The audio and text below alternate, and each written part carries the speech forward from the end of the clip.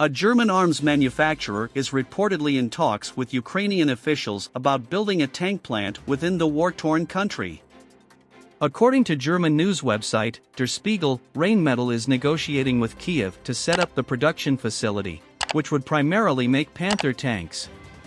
The company's boss, Armin Papperger, told the Rheinische Post newspaper that a plant could be built for around €200 million and it would produce up to 400 Panther-type main battle tanks annually. Mr. Papperger said talks with the Ukrainian government are promising and he is hoping for a decision in the next 2 months. He also stressed Ukraine's need for weaponry, telling the newspaper the country requires 600 to 800 tanks for a victory.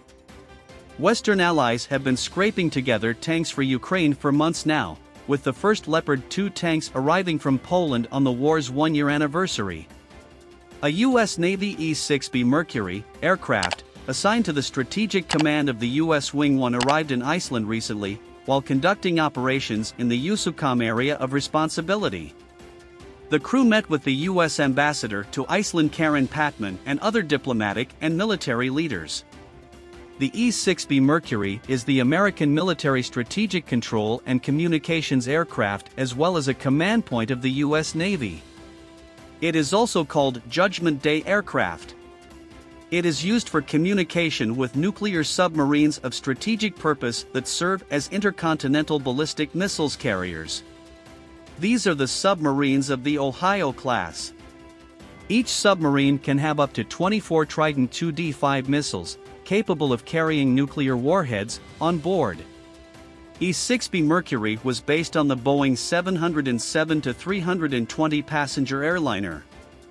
It is capable of ascending to up to 12.8 kilometers. Its practical range is 11,760 kilometers.